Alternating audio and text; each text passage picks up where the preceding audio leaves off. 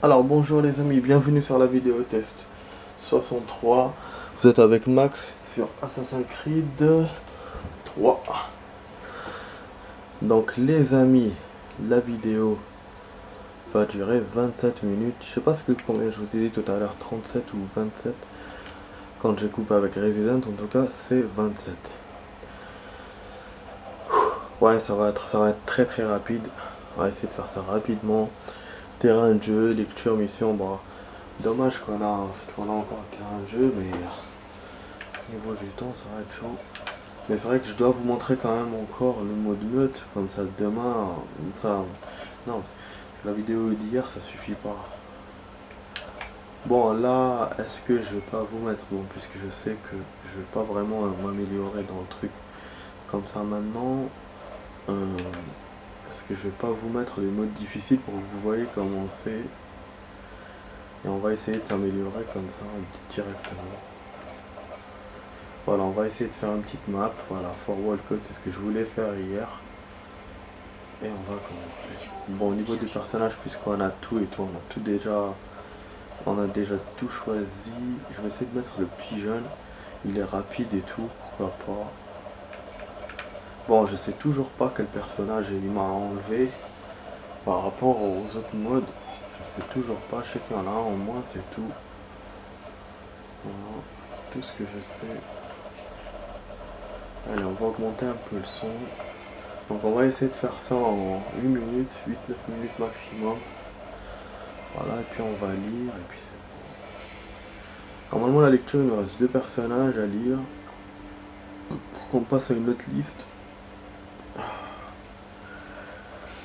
Oh là là, ah ça passe vite, surtout quand on a 50 minutes. J'avoue, ça passe vite. Ah putain. Voilà. Ça passe vite, mais bon, il faut qu'on fasse avec... Alors c'est toujours le même mec, j'ai l'impression que je dois destroy.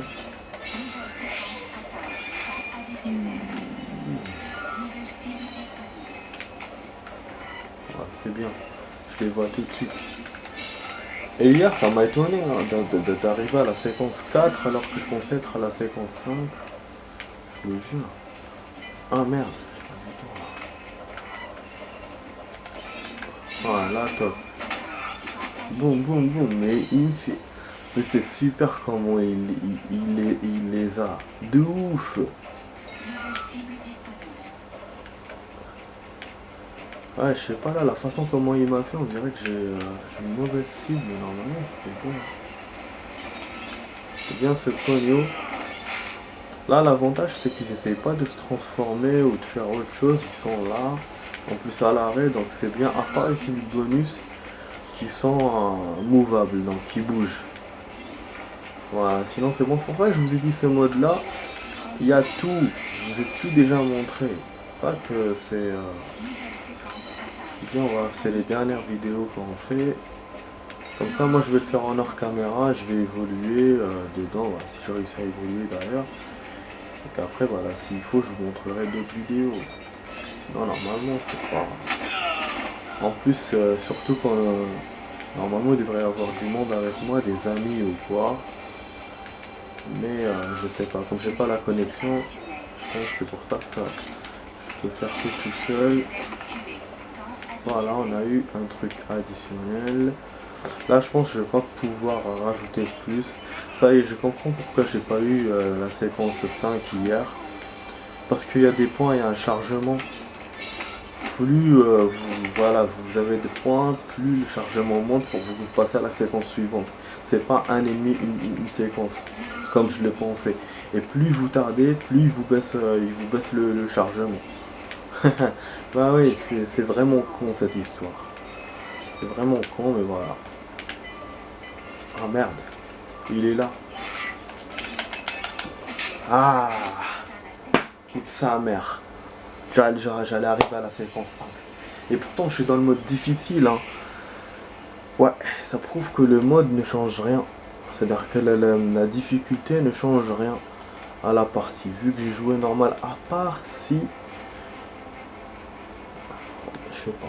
Je sais pas. À part si c'est le fait que j'ai choisi un petit stage et donc dans la difficulté normale, j'aurais pu avoir plus que de séquences. Mais en tout cas, voilà, j'ai évolué. Quoi que j'ai fait, j'ai évolué. Donc là, voilà, je vais enlever le mode attends. Oh non, je peux pas. C'est vrai qu'il faut que je quitte. Non, je peux pas. Ok, donc on attend alors.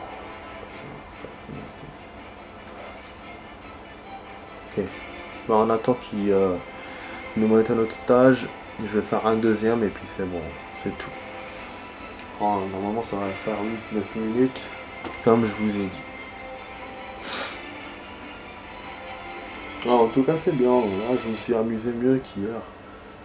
Hier, je comprenais un peu rien. Après, bon, j'ai fait plusieurs parties pour qu'on soit bien. Mais c'est vrai que là, deux, ça suffira. Ça suffira.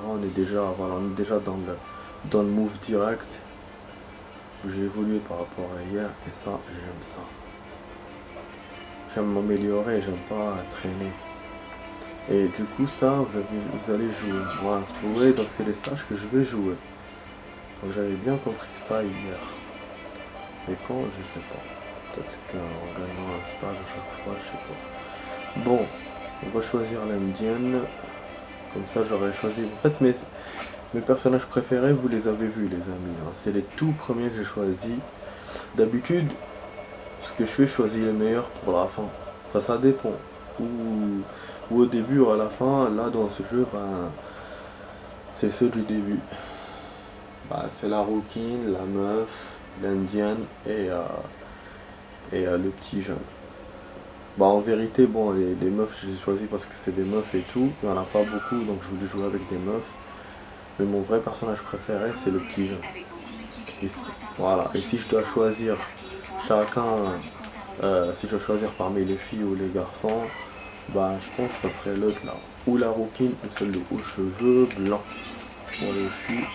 Et le garçon, bon, je vous ai dit, c'est le jeune. Voilà, bon. On va essayer de moins discuter et plus se concentrer dans la partie parce que là, l'ennemi était à côté de moi, je ne l'ai pas vu. Alors que j'ai pas de temps à perdre. Pour l'instant, ça va, j'ai pas eu de civil. Je crois qu'hier, on s'est trompé, on a buté un civil. Ah merde, ah oui, il m'a fait un autre stage là. Ah ouais, donc il est plus grand. Mais bon, mais c'est pas grave, ça nous permettra aussi de tester pour... est-ce que c'est le mode... est-ce que c'est... Pourquoi je... Voilà, est-ce que c'est... J'ai vraiment évolué dans le jeu ou parce que c'est un petit stage. On verra ça maintenant.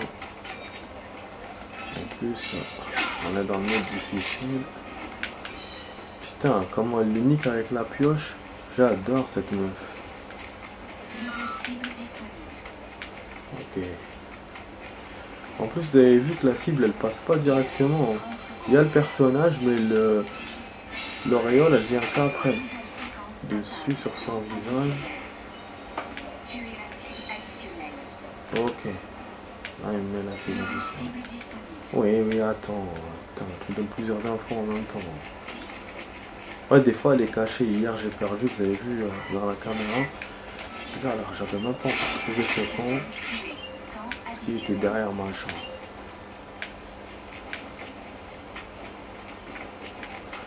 J'ai beaucoup de temps cette fois. J'ai récupéré du temps parce que voilà, j'ai eu mes cibles facilement. Sauf que là, je suis en train d'en perdre. Ouais, je suis toujours dans la séquence 4, je suis au début. Vous avez vu, hein, en fait, la séquence 4, elle a l'air énorme. Il faut avoir des points de ouf pour avoir... Voilà, là, il me dit qu'il manque 600 points. Et je crois que chaque ennemi, j'ai 300-400. Donc il faut que j'ai 2 ennemis en quelques secondes. Putain, c'est pas jouable les amis, c'est dommage, à chaque fois j'arrive là. Vous voyez, il m'a pas, il m'a rajouté de temps mais j'ai plus de temps. Voilà. J'arrive toujours à la même niveau de séquence 4, que ce soit hier ou aujourd'hui, on arrive toujours au même niveau, toujours presque à la fin. On a compris des choses. On a compris que voilà, les séquences sont par rapport au point et tout, l'avancée de la séquence. Et aussi on a testé une nouvelle difficulté. Voilà. Et je vous l'ai fait en 2 fois. Donc c'est bon, je vois pas ce que je peux faire de plus. Ouais les amis. Du coup c'est bon, je sors de là, je passe ça. Par contre je comprends pas quand il me dit que si vous quittez, on enlève la sauvegarde. Donc à moins qu'il me sauvegarde des points XP comme je l'ai dit hier, mais je sais pas. Aucune récompense. Mais normalement en fait il y a des récompenses et tout apparemment. Là, pour l'instant j'ai rien, mais c'est parce que c'est hyper difficile, c'est pas. Franchement c'est pas facile. Bon, on va passer au CD1. Là il n'y aura pas de suite les amis dans cette vidéo. J'ai pas de. Voilà, il n'y aura pas de coupure. C'est une vidéo directe. Comme ça on perd pas de temps. Ouais, parce que c'est une vidéo courte, c'est même pas une demi-heure, donc vous pourrez la voir. Déjà 27 minutes, vous pouvez patienter quand même. C'est pas méchant. Et puis Resident, on a eu 23. Donc voilà, mais c'est vrai que à ce moment je suis en train de faire 50. C'est pas bon, mais bon, j'essaie de me calmer un peu. Je vais diminuer. Pouvoir gérer les choses que j'ai à faire. Là pour aller au truc, il me reste combien? Ah, il me reste 11 jours. Donc dès le début mars, je suis allé pour une semaine à l'étranger. Il y a la Saint-Valentin qui est passée, il y aura bientôt la fête des femmes. Beaucoup de fêtes. Là il y a les soldes qui sont terminés, je pense récemment. On a bien profité pendant les soldes. Franchement c'est cool. Donc là il faut attendre les prochains soldes, c'est en été normalement. Il y a le décalage horaire qui va arriver. Déjà on sent que les journées tardent. On sent que le matin vient plus tôt et puis le soir le soleil se couche plus tard quand même, c'est cool hein, parce que à 17h, même pas à 17h, je crois à 16h30 à un moment donné, c'était noir total. Là au moins ça va. Je pense que c'est 18h maintenant. Je regarde les heures, tous les trucs. Enfin, donc là on va rentrer là les amis. Alors Thomas Paine. Donc là il nous reste 15 minutes entre les lectures là et une mission secondaire, c'est faisable. Donc Thomas Paine. Paine originaire d'Angleterre, fut un à chaque fois il y a des mots compliqués. Un pamphlétaire. Un pamphlétaire politique. Son ouvrage intitulé Le sens commun fut un plaidoyer de faveur et l'indépendance américaine. Il devint l'un des livres les plus vendus aux États-Unis, essentiellement parce que les Américains pensaient qu'il traitait du bon sens et sentaient confusément que sa lecture leur apprendrait quelque chose. À l'époque, la plupart des textes relatifs à l'indépendance étaient l'œuvre des juristes et de politiciens, dans le style pédant et abscon. Putain, c'est quoi ces mots que j'affectionne et que seuls les titulaires d'un doctorat peuvent comprendre. Dès la première lecture sur ce point, l'essence commun méritait son titre.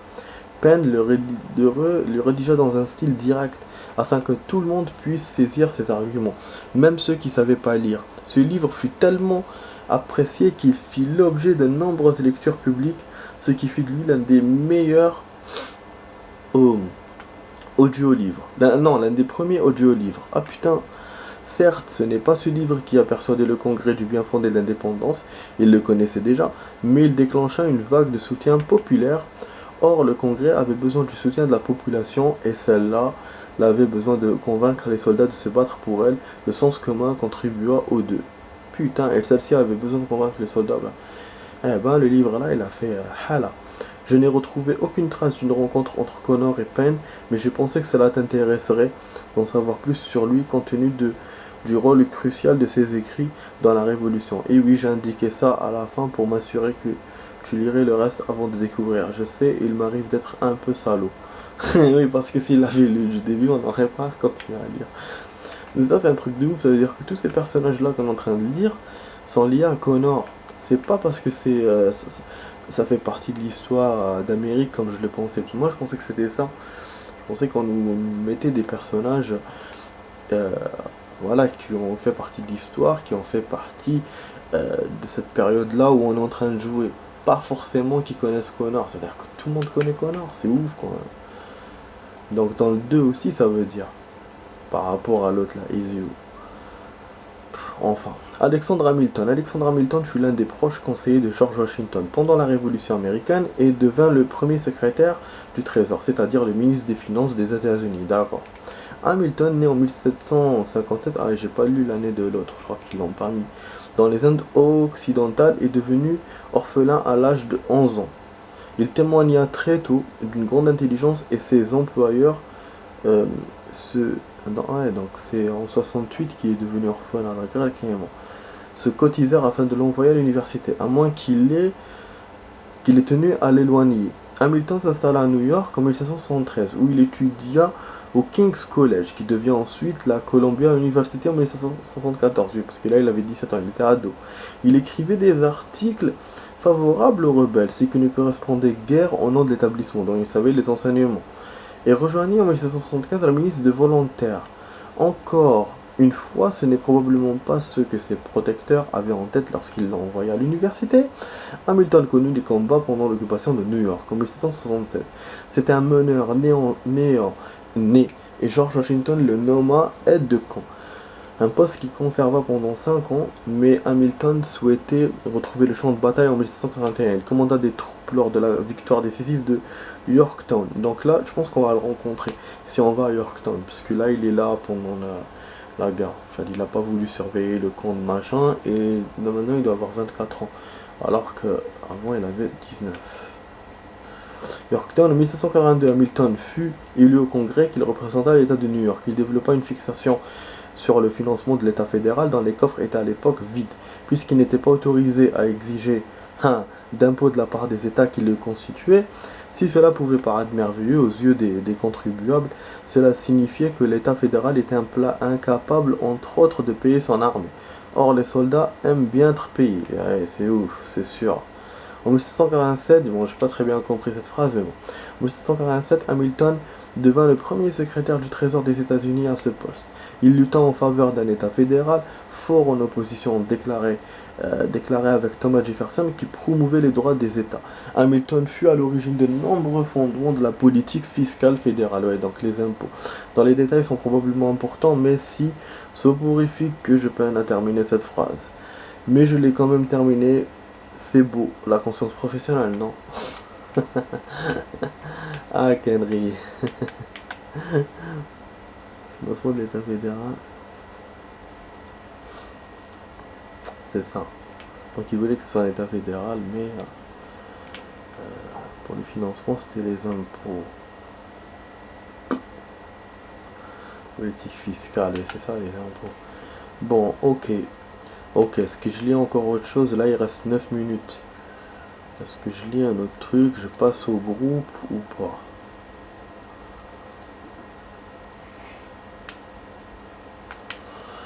Ok, groupe Abénaki. La nation Abénaki était installée dans ce qui constitue aujourd'hui le nord de la Nouvelle-Angleterre et le sud des provinces maritimes du Canada.